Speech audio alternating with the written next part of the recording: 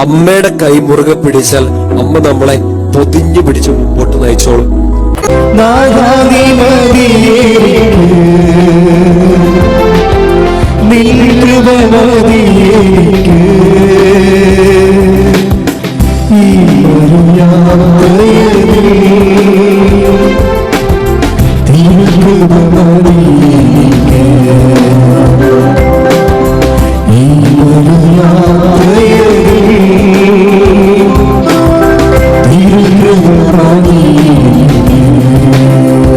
ഓരോ ഉടമ്പടി ധ്യാനവും നമ്മൾക്ക് അചിന്തനീയമായ, നിങ്ങൾക്ക് സങ്കല്പിക്കാൻ പറ്റാത്ത വിധത്തിലുള്ള ദൈവാനുഗ്രഹങ്ങളും വിടുതലുമാണ് നമുക്ക് നൽകുന്നത്. ഉടമ്പടി ധ്യാനത്തിൻ്റെ ഒരു പ്രത്യേകത, നമുക്ക് ഉടമ്പടി ചെയ്യുമ്പോഴെന്താ ഒരു വ്യക്തിക്ക് സംഭവിക്കുന്നത്? സാധാരണ ദൈവത്തിൽ നിന്ന് നമുക്ക് ലഭിക്കുന്നത് സൗജന്യ ദാനങ്ങളല്ലേ. നമ്മളതിനെ എന്തെന്നാ പറയണത്? അനുഗ്രഹങ്ങളെന്ന് പറയും. ഈ അനുഗ്രഹങ്ങളെ നമുക്ക് ദൈവത്തിന് വേണമെങ്കിൽ നമുക്ക് തരാം അല്ലേ. അത് നമ്മളുടെ തന്നെ ചിലപ്പോൾ അയോഗ്യത കൊണ്ട് ദൈവാനുഗ്രഹം നമ്മളിലേക്ക് എത്തപ്പെട്ടില്ലെന്നും വരാം, അല്ലെങ്കിൽ നമുക്ക് അനുഭവയോഗ്യമായില്ലെന്നും വരാം. അത് ഓരോരുത്തരുടെ വിശ്വാസത്തിൻ്റെ നിലവാരം അനുസരിച്ചിരിക്കും അല്ലേ. ചില ആൾക്കാർക്കൊക്കെ ഇപ്പോൾ നമുക്ക് ഉടമ്പടിയിലാകുമ്പോൾ എന്താ സംഭവിക്കണത്?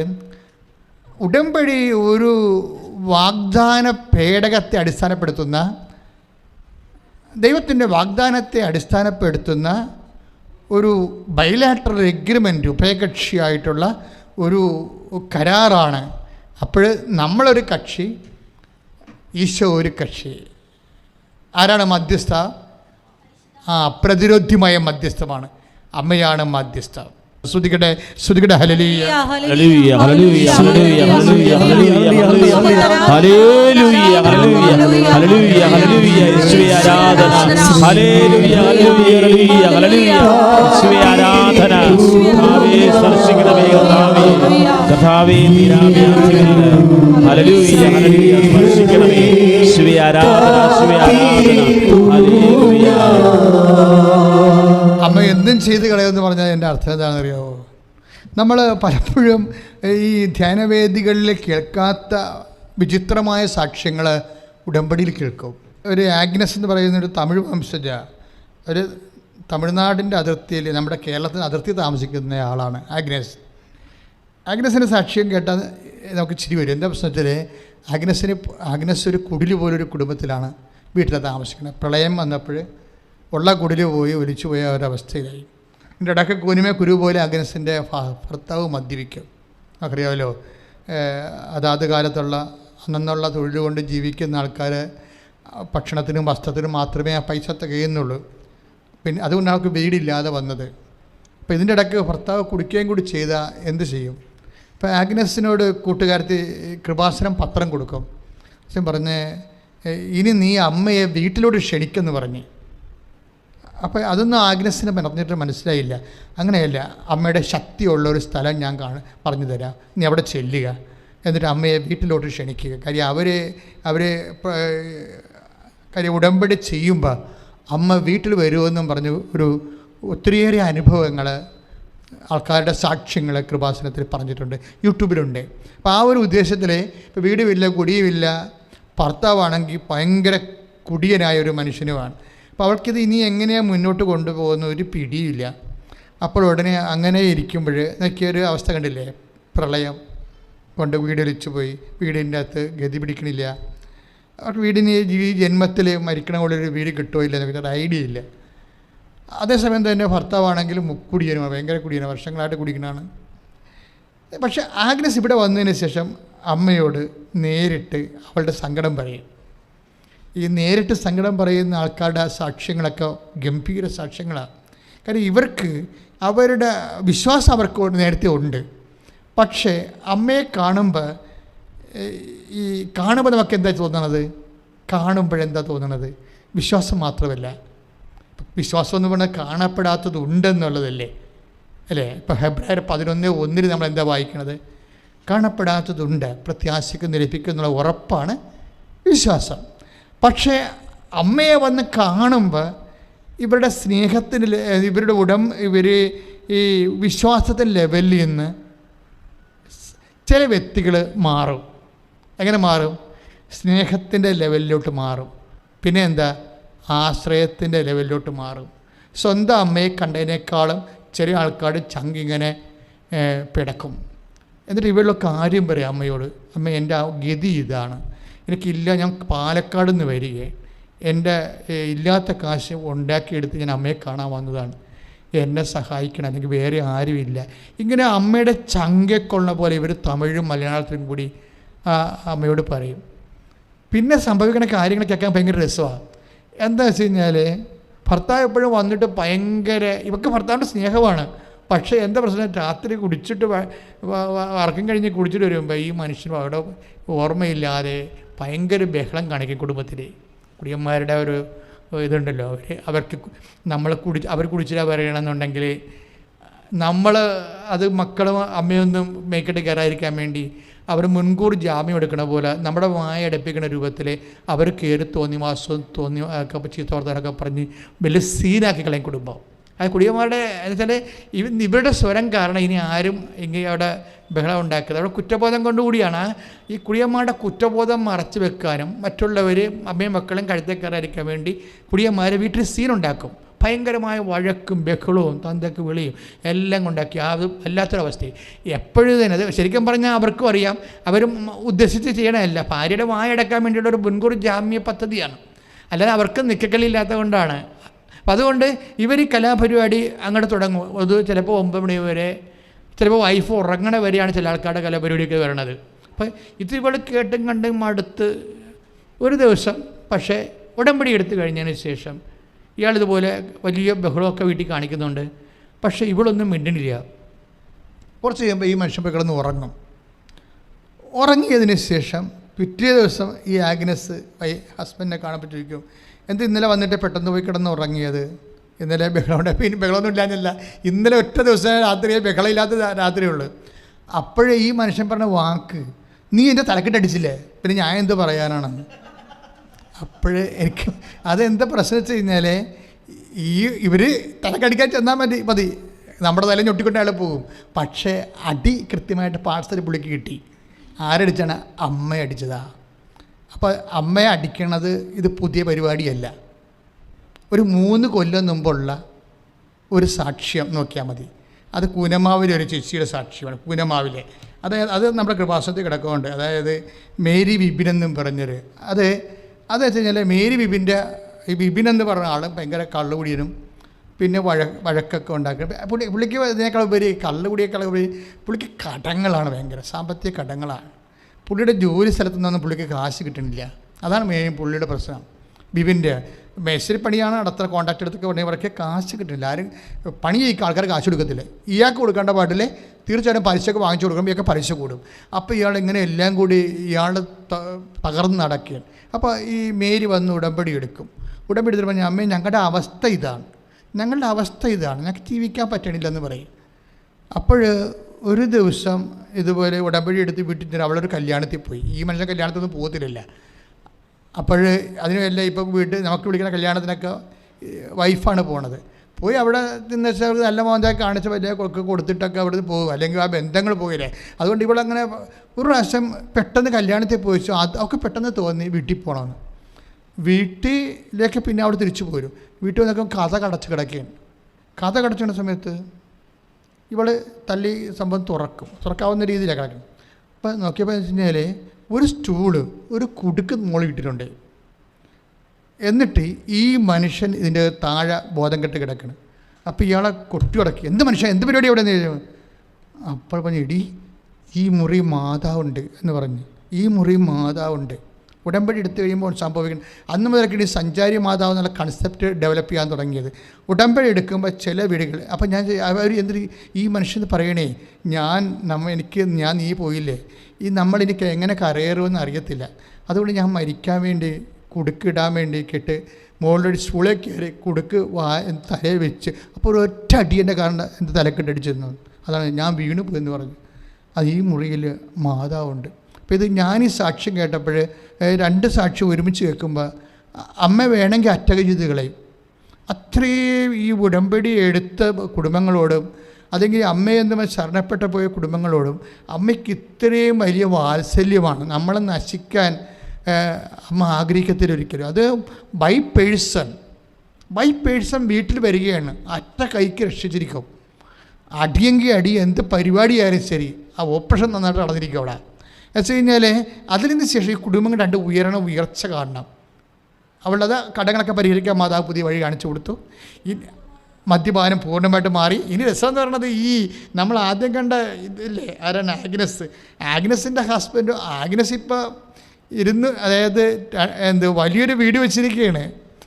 പണ്ടത്തെ അവസ്ഥയല്ല.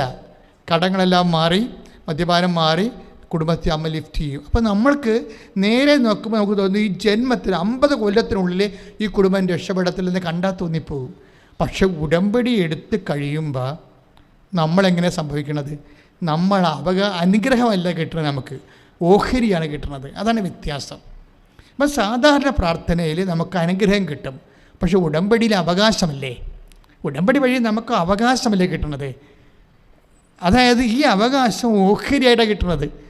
അത് കാരണം നമുക്ക് എന്തുമാത്രം നമ്മുടെ ജീവിതത്തിന് നമ്മുടെ നിലവാരം ആവശ്യമാണോ അത്രയും അനുഗ്രഹങ്ങളായിട്ടാണ് നമുക്ക് വരണത്. എല്ലാ മേഖലകളിലും. ചെറിയ കാര്യമല്ല. നിങ്ങൾക്ക് കൃപാസനത്തിൻ്റെ സാക്ഷ്യങ്ങളെല്ലാം പരിശോധിക്കാം. അത്ര സുന്ദരമായ രീതിയിലാണ് അമ്മ ഇടപെടുന്നത്. പക്ഷേ എൻ്റെ മക്കളെപ്പോഴും ശ്രദ്ധിക്കേണ്ട കാര്യമേ, ഈ ഉടമ്പടിയിൽ നമ്മൾ അനുഗ്രഹമല്ല നമുക്ക് കിട്ടുന്നത് അവകാശമാണ്. അപ്പം അല്ലെങ്കിൽ ദൈവഭാഗത്തും ദൈവവും നമ്മളും തമ്മിലുള്ള ബന്ധം മക്കളാണെങ്കിൽ അവകാശികളാണെന്ന് പൗലോസ് അപ്പോസ്തലൻ പറയത്തില്ലേ? ഒന്ന് സ്തുതിക്കട്ടെ. ഹല്ലേലൂയ, യേശുവേ ഹല്ലേലൂയ, ഹല്ലേലൂയ, ഹല്ലേലൂയ. കരങ്ങൾ ഉയർത്തിക്കൊണ്ട് സ്തുതിക്കട്ടെ.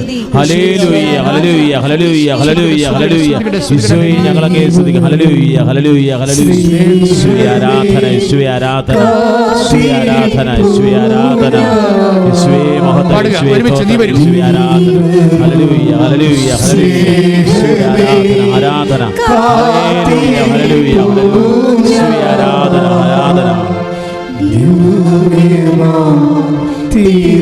ആരാധന, യേശുവേ മഹത്വം.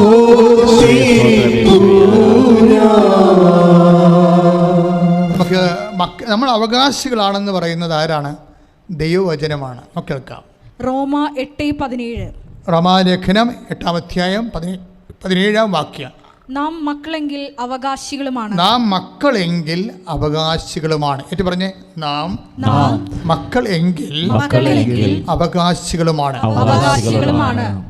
ദൈവത്തിന്റെ അവകാശികളും. ഏറ്റു പറയുക, അവകാശികളും, ക്രിസ്തുവിന്റെ കൂട്ടവകാശികളും. Praise the lord. ഹല്ലേലൂയ. അതിമനോഹരമായ ഒരു വെളിപാടാണത്. പക്ഷേ ക്രിസ്തുവിൻ്റെ കൂട്ടവകാശി എന്ന് പറയുമ്പോഴേ കുറെ വലിയ കാര്യമാണത്. എന്താ കാര്യം വെച്ചാൽ ക്രിസ്തു നേടിയെടുത്ത കൃപയിലാണ് നമ്മൾക്ക് കൂട്ടവകാശം ലഭിക്കുന്നത്. മനസ്സിലായല്ലേ? ക്രിസ്തു നേടിയെടുത്ത കൃപയിൽ ഇത്, അതായത് നമ്മുടെ അനുഗ്രഹവും ദൈവബന്ധവും എല്ലാം ഒരു ബോധമാണ്. ശരിക്കും ആദ്യ ലെവലിൽ ഇത് ബോധമായിട്ടാണ് വർക്ക് ചെയ്യണത്. ഞാൻ ചില ആൾക്കാരോട് ബോധമില്ലെന്ന് ചോദിക്കും. എന്താ കാര്യം? അതായത് ആദ്യം എല്ലാ വിഷയങ്ങളും ബോധമായിട്ടാണ് രൂപപ്പെട്ടു വരുന്നത്. ഇതുപോലെ തന്നെയാണ് നമ്മുടെ അനുഗ്രഹവും നമ്മുടെ അവകാശവും എല്ലാം ബോധമാണ്. ഒന്ന് പ്രാർത്ഥിക്കുക. ദൈവമേ, ഞങ്ങളുടെ ബോധമണ്ഡലങ്ങളെ ദൈവീകരിക്കണമേ.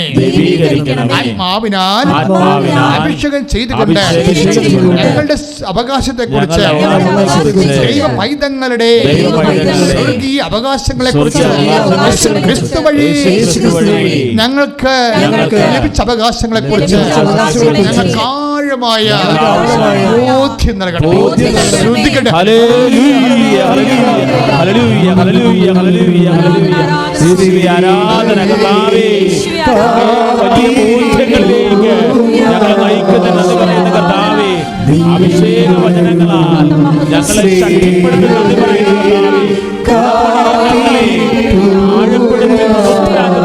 പരമദിവ്യകാരുണ്യത്തിനും ആരാധനയും സ്തുതിയും പുകഴ്ചയും ഉണ്ടായിരിക്കട്ടെ.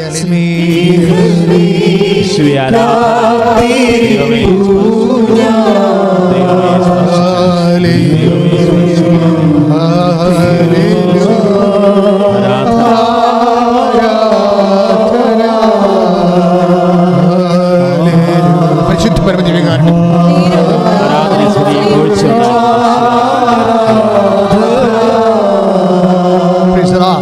എൻ്റെ മക്കളെ, കർത്താവ് ജീവനോടെ എഴുന്നള്ളിയിരിക്കുന്നു എന്നുള്ളൊരു കോൺഷ്യസ് കളയരുതേ. അതുകൊണ്ട് തന്നെയാണ് അച്ഛൻ എപ്പോഴും നിരന്തരമായി ഇങ്ങനെ വചനപ്രഘോഷമായിട്ട് മുന്നോട്ട് പോകാത്തതിൻ്റെ കാരണം എന്താണെന്ന് വെച്ചാൽ, നമ്മൾ വചനപ്രഘോഷമായിട്ട് മാത്രം മുന്നോട്ട് പോയാൽ നിങ്ങൾ ദിവ്യകാരുണ്യത്തെ അറിയാതെ മറക്കും. കൃപാസനം ആരാധനയുടെ ആസ്തി എന്ന് പറയുന്നത് ദിവ്യകൃപാനയുടെ സാന്നിധ്യവും ആൾത്താരെ പ്രത്യക്ഷപ്പെട്ട കൃപാസനം മാതാവിൻ്റെ മാധ്യസ്ഥവുമാണ്. ഇതിന് നടുക്കാണ് നിങ്ങൾക്ക് വചനം നൽകപ്പെടുന്നത്. ഈ വചനങ്ങളെല്ലാം ഞാൻ നോക്കിയതോ പഠിച്ചതുമല്ല, അഥവാ ഞാൻ ഓർത്തിട്ടുണ്ടെങ്കിൽ കർത്താവ് എനിക്ക് തന്നിട്ടുള്ളതാണ്, അല്ലാതെ ഞാനൊരു പുസ്തകം നോക്കിയിട്ടുള്ളതല്ല. കർത്താവ് എനിക്ക് മാത്രം തന്ന വചനങ്ങൾ മാത്രമേ ഞാൻ നിങ്ങളോട് പറയത്തുള്ളൂ. ആർക്കെങ്കിലും കൊടുത്ത വചനങ്ങൾ നോക്കിയോ പഠിച്ചോ ഒന്നും പറയത്തില്ല. എന്നോട് സംസാരിച്ചുള്ള വചനങ്ങൾ, എല്ലാ ധ്യാനങ്ങളിൽ കൂടെ കർത്താവ് എനിക്ക് തന്നിട്ടുള്ള ഉൾക്കാഴ്ചകൾ, നമ്മൾ അത് എപ്പോഴും എൻ്റെ സഹോദരൻ എനിക്ക് തോന്നിയിട്ടുള്ളൊരു കാര്യം, നിങ്ങൾ എന്താ ചെയ്യേണ്ടതെന്ന് വെച്ച് കഴിഞ്ഞാൽ, നിങ്ങളുടെ ടൈമിൻ്റെ നല്ലൊരു ശതമാനം ടൈം കൺസ്യൂം ചെയ്യുന്നത് നിങ്ങളുടെ വീട്ടിടപാടുകളാണ്. വീട്ടിടപാടുകൾ, ജോലി, വീട്, അതുപോലെ തന്നെ കുഞ്ഞുങ്ങൾ, അവിടെ പഠിപ്പ്, ഇത് ഒന്നും വേണ്ടെന്നല്ല. പക്ഷേ ഇതൊക്കെ ചെയ്യുമ്പോഴും നിങ്ങൾക്കൊരു ഡബിൾ കോൺഷ്യസ് ഉണ്ടാക്കാൻ പറ്റും. ഡബിൾ കോൺഷ്യസ് എന്ന് പറഞ്ഞാൽ എന്താ? ഒരു പ്രൈമറി കോൺഷ്യസ് ആൻഡ് ഒരു സബ് കോൺഷ്യസ് ഉണ്ടാക്കാൻ പറ്റും. എന്ന് വെച്ചാൽ ഇപ്പോൾ ഞാൻ ഉദ്ദേശിക്കുന്നത്, നിങ്ങളിപ്പോൾ മക്കളെ പഠിപ്പിക്കുന്നു, അല്ലെങ്കിൽ കടയിൽ പോകുന്നു, അല്ലെങ്കിൽ സാധനങ്ങൾ വാങ്ങിക്കുന്നു, അങ്ങനെ ഓരോ കാര്യങ്ങളും നിങ്ങൾ ചെയ്യുന്നു. ചില ആൾക്കാരുമായിട്ട് ഗുസ്തി വെക്കുന്നു. എന്താ ഗുസ്തി വെക്കാൻ കാര്യം? നമ്മളവിടെ കൊണ്ടേ കൊടുത്ത സാധനങ്ങൾ, നമ്മൾ കഷ്ടപ്പെട്ടുണ്ടാക്കിയ സാധനം കൊടുത്തിട്ട് കാശ് തന്നില്ല, പിന്നെ അവിടെ ചെന്നിട്ട് നമ്മൾ കറുത്തൊക്കെ സംസാരിക്കും അല്ലേ? ചില കറുത്ത് സംസാരിക്കത്തില്ല, ചില ജവമാന ചെല്ലുകയുള്ളൂ. കാര്യം അവർക്ക് ഈ കറുത്ത സംസാരിക്കുന്നവർക്ക് ജവമാന ചെല്ലി എങ്ങനെയാണ് ആളെ നേരെ കൊണ്ടുവരേണ്ടതിനെക്കുറിച്ച് അറിയത്തില്ല. അപ്പോൾ അവരത് അറിയണത് വരെ അവർ കറുത്ത് സംസാരിച്ചുകൊണ്ടിരിക്കും. ഞാൻ അതിനെ നിഷേധിക്കണില്ല. കാര്യം വെച്ചാൽ നമ്മുടെ കാര്യങ്ങൾ പറയാൻ നമ്മൾ ബാധ്യസ്ഥരാണ്. പക്ഷേ സഭ്യമായ ലാംഗ്വേജിൽ അതേ ദൈവത്തിനെ കൂട്ടുപിടിച്ചുകൊണ്ടൊക്കെ ചെയ്താൽ അധികം നമുക്ക് തലകേടാകാതെ അവിടെ നിന്ന് രക്ഷപ്പെടാൻ പറ്റും. പക്ഷേ ഇങ്ങനെയൊക്കെയുള്ള കുറേ വ്യഗ്രതകളുണ്ട്. ഈ വ്യഗ്രതകളെക്കുറിച്ച് കർത്താവ് പറയണത്, മക്കളെ, വ്യഗ്രതയും വിശ്വാസവും തമ്മിൽ ചില സമയത്ത് നമ്മുടെ വിശ്വാസം ഡയലൂട്ടായി പോകും വ്യഗ്രത വരുമ്പോൾ. അപ്പം അതുകൊണ്ട് എന്താ പ്രശ്നം വെച്ചാൽ, ഒരു പ്രിൻസിപ്പൽ കോൺഷ്യസ് ഡെവലപ്പ് ചെയ്തെടുക്കണം. എന്നുവെച്ചാൽ ഒരു മെയിൻ കോൺഷ്യസ്, പ്രധാന അവബോധവും ഒരു ഉപ അവബോധവും ഉണ്ടാക്കണം. എന്ന് വെച്ചാൽ എന്താണ്? അപ്പോൾ നിങ്ങൾ അത് ദൈവത്തെക്കുറിച്ച് ഒരു പ്രിൻസിപ്പൽ കോൺഷ്യസ്. ഇപ്പോൾ ഞങ്ങളൊക്കെ അങ്ങനെ ചെയ്യണത്, എപ്പോഴും ദൈവത്തെക്കുറിച്ച് ഒരു കോൺഷ്യസ് എപ്പോഴും ഉണ്ടാവും. അപ്പോൾ നിങ്ങൾ ചോദിക്കും, അച്ഛൻ്റെ ജോലി അതായത് കൊണ്ടാണ്. അച്ഛൻ്റെ ജോലി, അച്ഛൻ പലതരം ജോലി ചെയ്യുന്നുണ്ടല്ലോ. അച്ഛന്മാരുടെയൊക്കെ ഓരോ ജോലിയൊക്കെ അറിയാൻ പാടില്ലേ? എന്നാലും എന്ത് ജോലി, ഞാൻ ഷാപ്പിൽ 26 ദിവസം 270 ദിവസമൊക്കെ സമരം ചെയ്ത ആളാണ്, അവിടെ കിടന്ന് സമരം ചെയ്ത ആളാണ്. അപ്പം അന്ന് എൻ്റെ കയ്യിൽ ജവമാലയാണുള്ളത്. ആ ജവമാല ചെല്ലിക്കൊണ്ടാണ് അവിടെ കിടക്കണത്, സമരത്തിന് കിടക്കണത്, ഷാപ്പിടക്കാൻ വേണ്ടി. ജനങ്ങളുടെ ഇടയ്ക്ക് കൊണ്ടുവന്ന് ഷാപ്പ് വെച്ച് നമ്മൾ പിന്നെ എന്ത് ചെയ്യും? അപ്പം ഫൈറ്റ് ചെയ്യേണ്ട പാട്ട് നമ്മൾ ഫൈറ്റ് ചെയ്യും. പക്ഷേ പ്രിൻസിപ്പൽ കോൺഷ്യസ് എപ്പോഴും ദൈവമായിരിക്കും, പ്രിൻസിപ്പൽ കോൺഷ്യസ്. അപ്പം അങ്ങനെ വരുമ്പോൾ, അപ്പം നിങ്ങളിപ്പോൾ ഞാനൊരു കാര്യം ചോദിക്കട്ടെ നിങ്ങളോട്, ഈ principal conscious and sub conscious, മലയാളത്തിൽ പറയാം, ഒരു പ്രധാന ബോധവും ഒരു അവബോധവും എന്ന് വെച്ചാൽ, അല്ലെങ്കിൽ ഒരു ഇൻഡ്യൂഷൻ, അങ്ങനെയല്ല, ഒരു ഉപബോധവും ഉണ്ടാകണം. ഒരു മുഖ്യബോധവും ഒരു ഉപബോധവും. എന്നിട്ട് നിൻ്റെ സ്പിരിച്വാലിറ്റി എങ്ങനെ വർക്കൗട്ട് ചെയ്യണമെന്ന് വെച്ച് കഴിഞ്ഞാൽ, ഈ മുഖ്യബോധം എന്ന് പറയുന്ന പ്രധാന ബോധം ദൈവത്തെക്കുറിച്ചും വചനത്തെക്കുറിച്ചും ദൈവത്തിൻ്റെ പദ്ധതികളെക്കുറിച്ചും ദൈവത്തിൻ്റെ പരിപാലനയെക്കുറിച്ചും ദൈവത്തിൻ്റെ വഴി നടത്തലിനെക്കുറിച്ചും ഒക്കെ നമ്മളിങ്ങനെ ഉള്ളിൽ ആഹ്ലാദിച്ചുകൊണ്ട് നമ്മൾ നടക്കും ഓരോ കാര്യങ്ങളിൽ. ഉപബോധം എന്ന് പറയുന്നത് നമ്മുടെ ജോലി ഇല്ലാത്ത അവസ്ഥകൾ, ജോലി കിട്ടുമ്പോൾ അങ്ങനെ കുറേ കാര്യങ്ങൾ, കുഞ്ഞുങ്ങളുടെ തോന്നിവാസ ജീവിതം, അവർ പഠിക്കാത്ത അവസ്ഥ, അവരുടെ മൊബൈലിൽ കണ്ടുകൊണ്ടിരിക്കുന്നത്, ഇതൊക്കെ ഉപബോധത്തിൻ്റെ ഭാഗമായി മാറിയാൽ മതി. അത് മെയിൻ ബോധത്തിൽ കൊണ്ടുവരരുത്. കാര്യം ഇത് നമ്മളെ വിഴുങ്ങരുത്. ശരിക്കും പറഞ്ഞാൽ അല്ലേ, ഇപ്പം അത് നമ്മളെ വിഴുങ്ങരുത്. കാര്യം എപ്പോഴും നമ്മൾ എന്ത് വിഴുങ്ങണമെന്ന് ഈശോ പറയും, അവൻ്റെ ആലയത്തെക്കുറിച്ചുള്ള തീഷ്ണത എന്നെ വിഴുങ്ങിക്കളഞ്ഞെന്ന്. അതാണ്. അപ്പോൾ എന്താ ഒരു വ്യക്തിയെ വിഴുങ്ങേണ്ടത്? ശ്രദ്ധിക്കട്ടെ. ഹല്ലേലൂയ, യേശു സ്തോത്രം, ഹല്ലേലൂയ, ഹല്ലേലൂയ, ഹല്ലേലൂയ, ഹല്ലേലൂയ, ഹല്ലേലൂയ. കരങ്ങൾ ഉയർത്തി സ്തുതിക്കട്ടെ. ഈശോയെ ഞങ്ങളെ സ്തുതിച്ച് ഞങ്ങളെ ശക്തിപ്പെടുത്തണമേ. നേരവും ആരാധനയും സ്തുതിയും പുകഴ്ചയും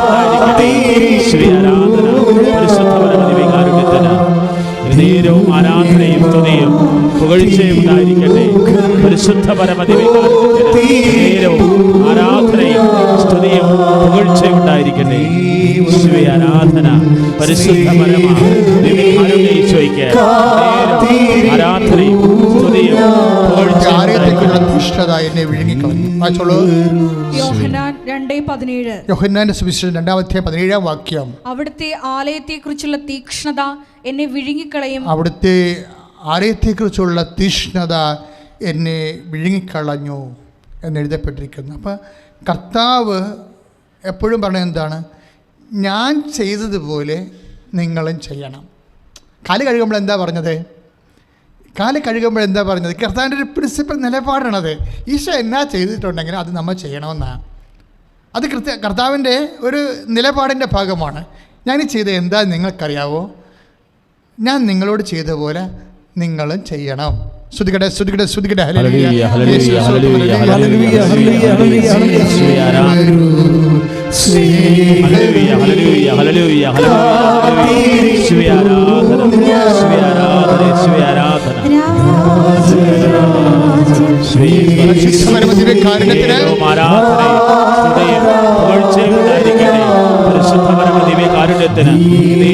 ആരാധനയും സ്തുതിയും പുകഴ്ചയും ഉണ്ടായിരിക്കട്ടെ.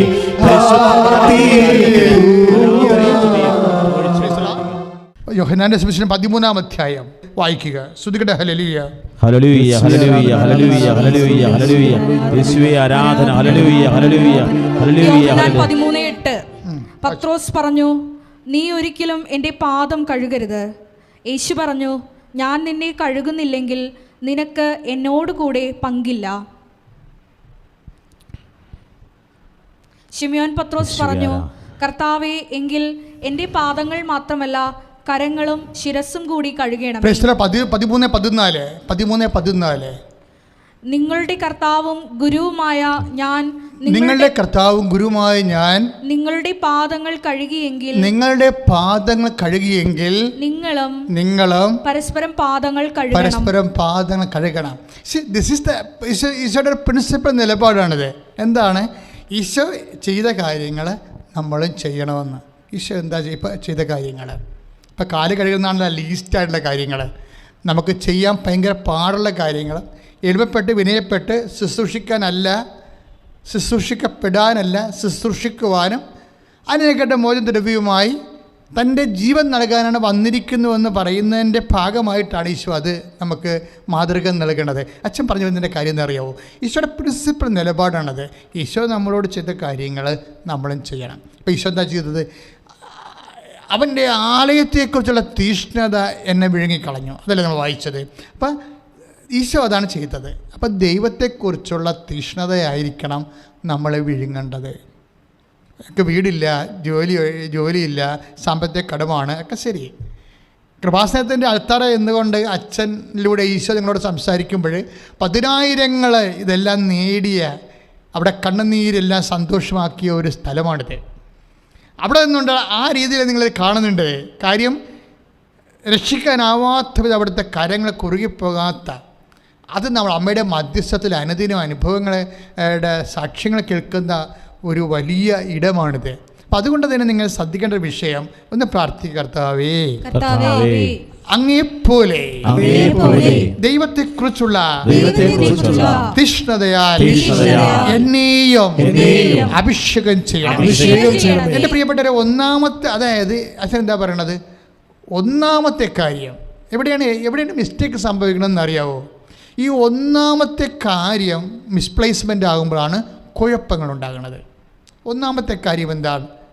നിങ്ങൾ ആദ്യം ചെയ്യേണ്ടത് എന്താണ്? 6:63 പറയുന്നത് മർത്തായി ശ്രീഹയുടെ സുവിശേഷം, നിങ്ങൾ ആദ്യം ഏറ്റു പറഞ്ഞ് ആദ്യം നിങ്ങൾ ദൈവരാജ്യത്തെയും അതിന്റെ നീതിയെയും കുറിച്ച് അന്വേഷിക്കുക, ബാക്കിയുള്ളത് ചേർത്ത് നൽകാം.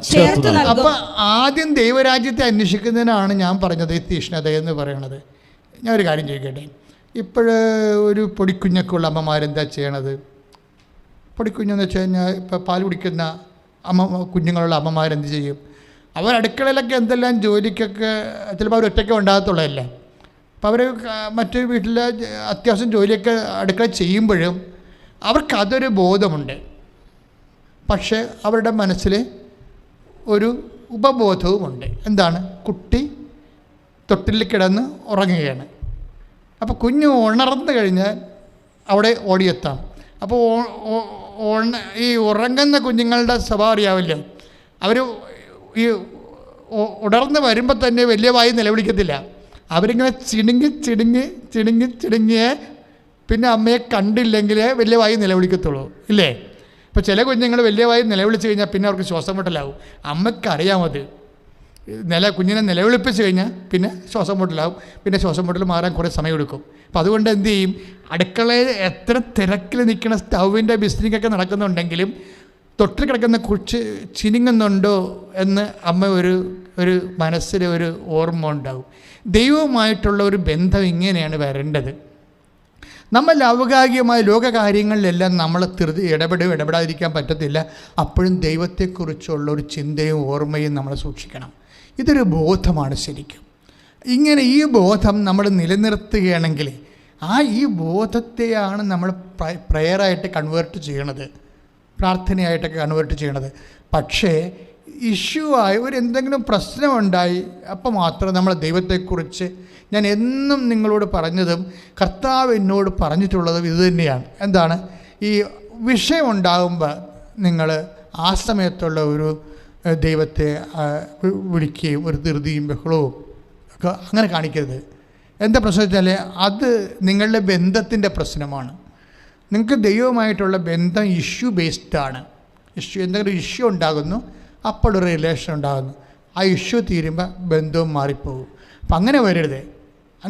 അങ്ങനെ വന്നു കഴിഞ്ഞാൽ കാര്യം ദൈവവുമായിട്ട് എല്ലാവരുടെ ബന്ധങ്ങളും അവസാനിക്കത്തില്ലേ? എല്ലാവരുടെ ബന്ധങ്ങളും അവസാനം വീണ്ടും നിലനിൽക്കുന്ന ബന്ധം ദൈവവുമായിട്ടുള്ള ബന്ധം മാത്രമായിരിക്കും.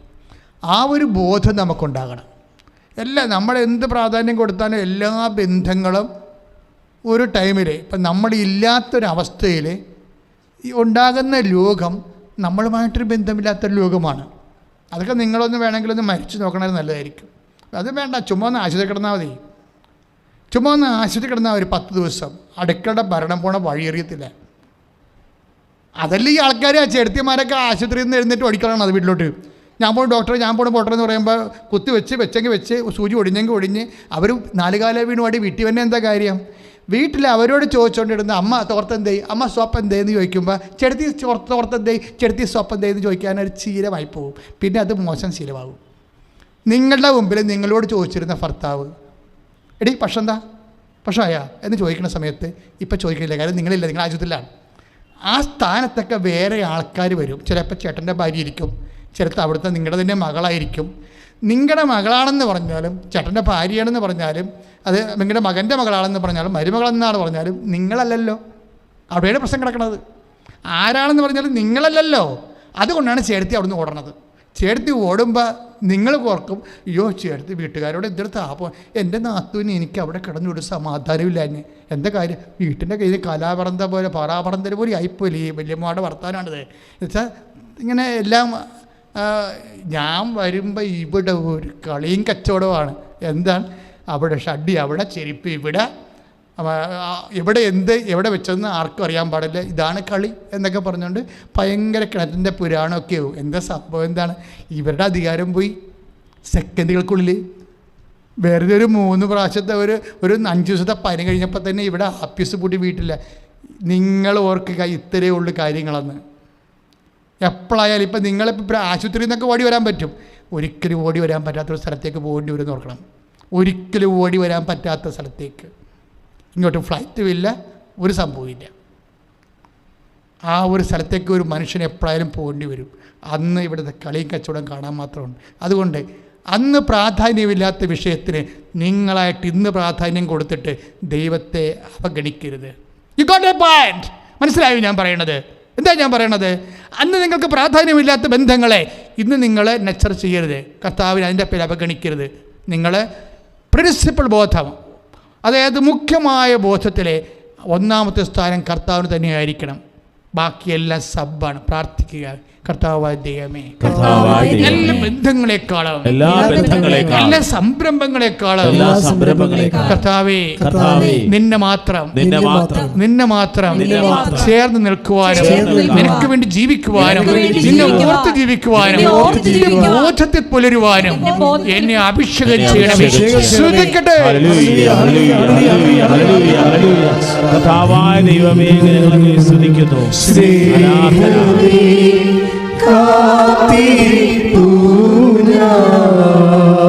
യേശുവേ, ആരാധന. പരിശുദ്ധ പരമ ദിവ്യകാരുണ്യത്തിന് നേരവും ആരാധനയും സ്തുതിയും പുകഴ്ചയും ഉണ്ടായിരിക്കട്ടെ. പരിശുദ്ധ പരമ ദിവ്യകാരുണ്യത്തിന് നേരവും ആരാധനയും സ്തുതിയും പുകഴ്ചയും ഉണ്ടായിരിക്കട്ടെ. പരിശുദ്ധ പരമ ദിവ്യകാരുണ്യത്തിന് നേരവും ആരാധനയും സ്തുതിയും പുകഴ്ചയും ഉണ്ടായിരിക്കട്ടെ. പരിശുദ്ധ പരമ ദിവ്യകാരുണ്യത്തിന് നേരവും ആരാധനയും സ്തുതിയും പുകഴ്ചയും ഉണ്ടായിരിക്കട്ടെ. പ്രിയപ്പെട്ടവരെ, അതായത് ഇപ്പം നമ്മൾക്ക് അച്ഛൻ എന്താ സംസാരിച്ചുകൊണ്ടിരിക്കുന്നത്? ഉടമ്പടി നമ്മളെ അവകാശികളാക്കും. എന്താ കാരണം? ഉടമ്പടി വാഗ്ദാനത്തിൻ്റെ അടിസ്ഥാനത്തിലുള്ള പ്രാർത്ഥനാ പദ്ധതിയാണ്. You got the point. അതായത് എപ്പോഴും മനസ്സിലായി, ഉടമ്പടി നമ്മൾ എന്താകണേ? നമ്മളെ ഔദാര്യമല്ല കിട്ടുന്നത്, നമുക്ക് അനുഗ്രഹമല്ല കിട്ടുന്നത്. പിന്നെ എന്താ കിട്ടുന്നത്? അവകാശം, ഷെയറാണ് കിട്ടുന്നത് ഉടമ്പടിയിലൂടെ. അതുകൊണ്ടാണ് ഇപ്പോൾ ഈ ആഗ്നസിനൊക്കെ സാക്ഷ്യം കേട്ടില്ലേ, അവർക്ക് ഷെയറാണ് കിട്ടിയിരിക്കുന്നത്. കുടിച്ച് എല്ലാം നശിച്ച് ഒരു ചെറിയ കുടിൽ പോലൊരു സംഭവത്തിൽ താമസിച്ച് പണിയുമില്ല, വേലയുമില്ല, കൂലിയില്ലാത്തൊരു ആൾ സാക്ഷ്യം പറയുമ്പോൾ അവർ ഒരു മിഡിൽ ക്ലാസ് ഫാമിലിയുടെ ഗെറ്റപ്പിലാണ് സാക്ഷ്യം പറഞ്ഞത്. എന്താ? അവർക്ക് ഷെയർ കിട്ടി. അവർക്ക് ഷെയർ കിട്ടി. വേറൊരു സാക്ഷ്യം പെരുമ്പാവൂരത്ത് അമ്മച്ചി പറയും, അവർക്കും ഷെയർ കിട്ടിയ പാർട്ടിയാണ്. ഉടമ്പടി ചെയ്യുമ്പോൾ നമുക്ക് ഷെയർ കിട്ടണത്, അത് അവകാശമാണ് കിട്ടണത്. കാര്യം നമുക്ക് മക്കളാണെങ്കിലോ, ഈ മക്കളാണെങ്കിൽ അവകാശികളുമാണെന്ന് പറഞ്ഞാൽ, മക്കളാണെങ്കിൽ ഉടമ്പടി എന്താ ചെയ്യണത്? മക്കളാക്കി മാറ്റുകയാണ്. അതാണ് ഉടമ്പടിയുടെ ഒരു രീതി. ആ വചനം ഒന്നിന് വായിച്ചേ, മക്കളാണെങ്കിൽ അവകാശം. റോമാലേഖനം 8:17. നാം മക്കളെങ്കിൽ നമ്മൾ മക്കളെങ്കിൽ അവകാശികളുമാണ്. ദൈവത്തിന്റെ അവകാശികളാ, ക്രിസ്തുവിന്റെ കൂട്ടവകാശികളും. കൈയിടിച്ച് കർത്താവ് സ്തുതിക്കട്ടെ.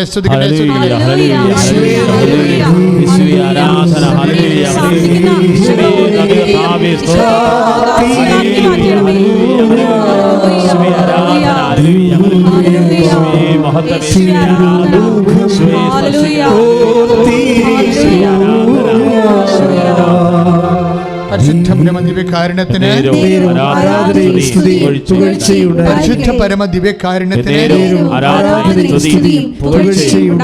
അപ്പോഴേ ഈ വചനങ്ങൾ 8:17 അല്ലേ?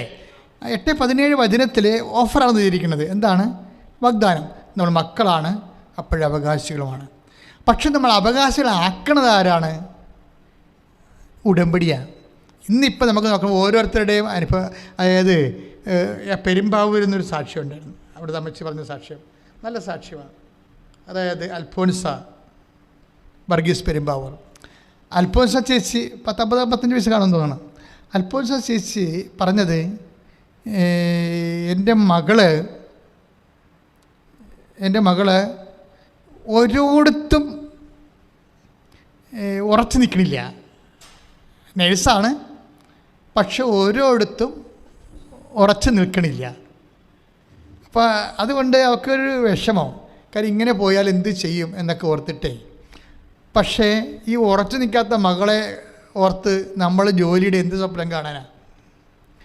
ഉറച്ചു നിൽക്കാത്ത ഒരിടത്ത് ഒരു ആശുപത്രി പോയാലും 4 മാസം വർക്ക് ചെയ്യും, അല്ലെങ്കിൽ 2 മാസം വർക്ക് ചെയ്യും.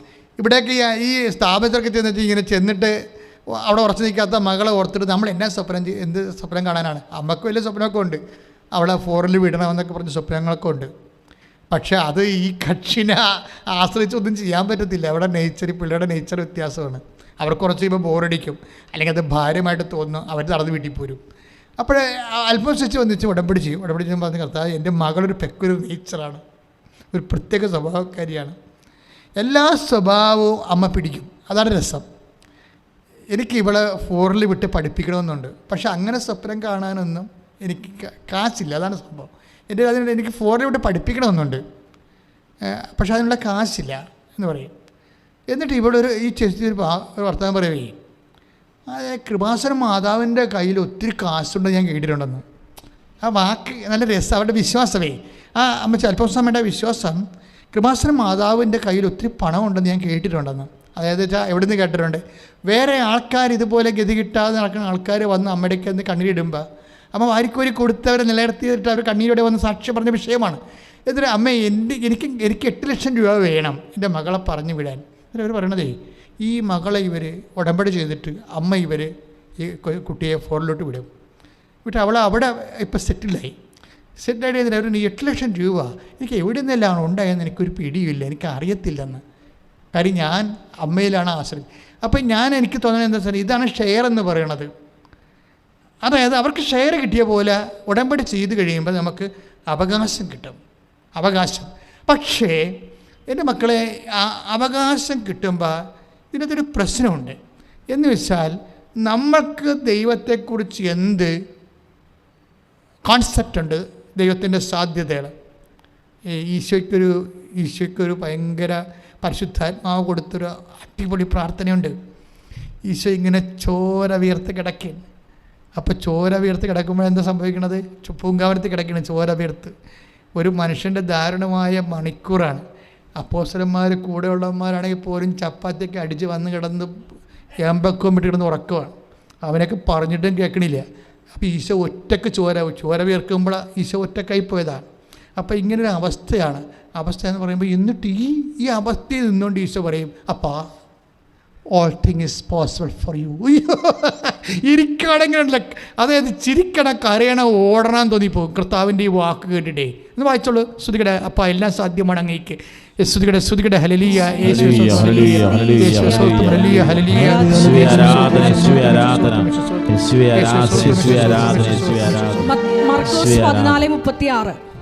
മർക്കോസ് ശ്രീയുടെ സുവിശേഷം 14-ാം അധ്യായം 36-ാമത്തെ വചനം.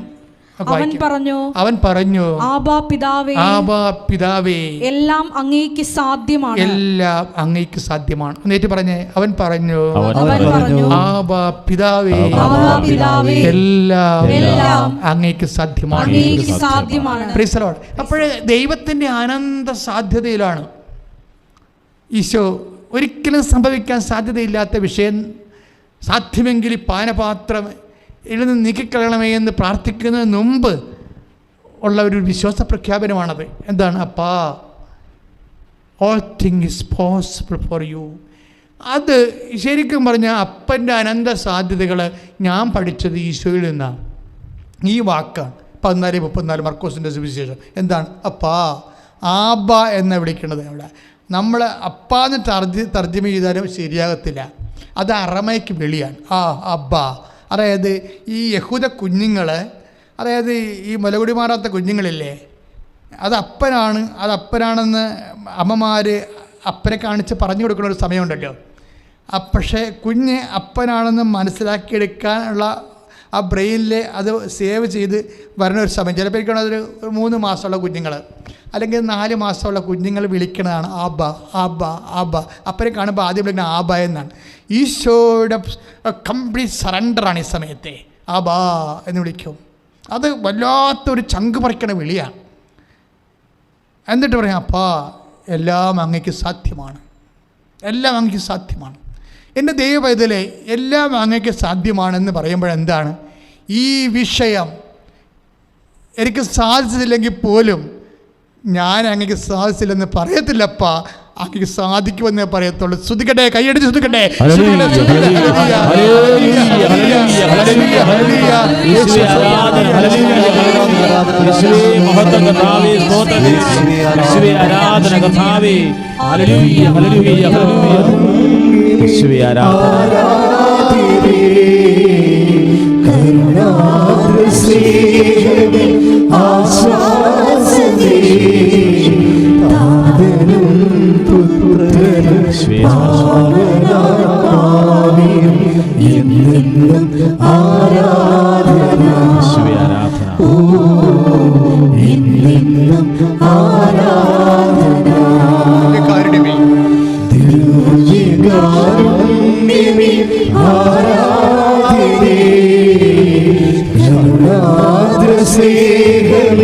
ആശ്വാസ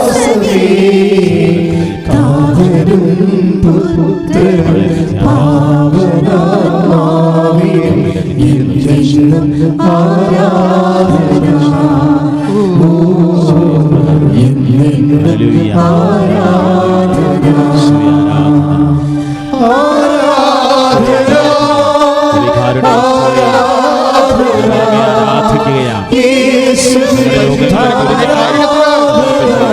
ഹല്ലേലൂയ.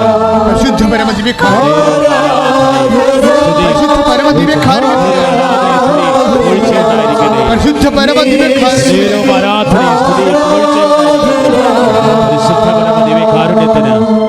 Praise the Lord. മക്കളെ, ഇത് കണ്ട ഇപ്പൊ പരിശുദ്ധാത്മാവ് പറയുന്ന വിഷയം കണ്ട, ഇതാണ് നമ്മുടെ നിലപാടെന്ന് പറയണത്.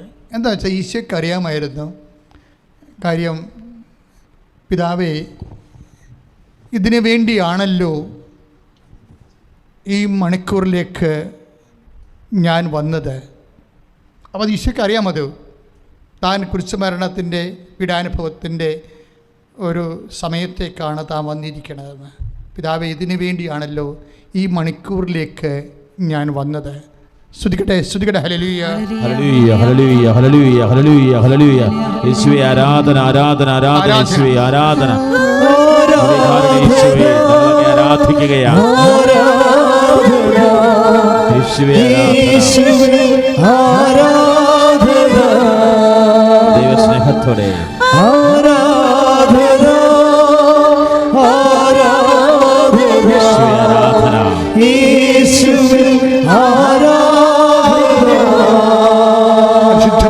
കാരുണ്യത്തിന്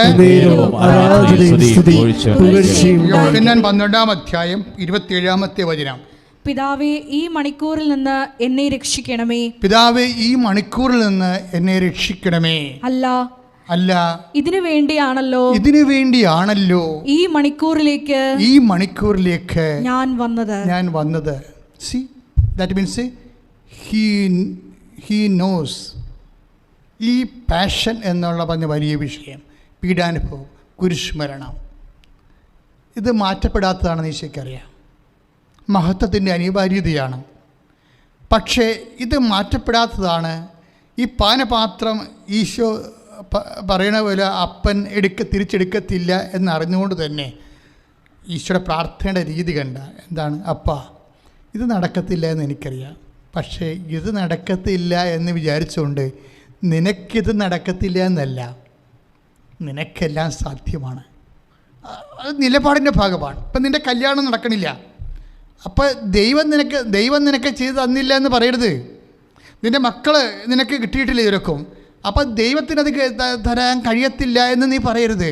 ഈശോയെപ്പോലെ നിൻ്റെ ഇല്ലായ്മയെല്ലാം ദൈവത്തിന് സാധ്യമാണെന്ന് നീ പ്രഖ്യാപിക്കണം. പ്രാർത്ഥിക്കുക, കർത്താവേ രോഗം, വീട്, വിവാഹം, സമാധാനമില്ലായ്മ, സാമ്പത്തിക തകർച്ച, എല്ലാ കാര്യങ്ങളും ഞാൻ അനുഭവിക്കുന്നുണ്ടെങ്കിൽ അപ്പാ ഇതെല്ലാം നീക്കാൻ അങ്ങേക്ക് കഴിയുമെന്ന് യേശുവിന്റെ നാമത്തിൽ അമ്മയുടെ മധ്യസ്ഥതയിൽ ഞാൻ ഏറ്റുപറയുന്നു, പ്രഖ്യാപിക്കുന്നു.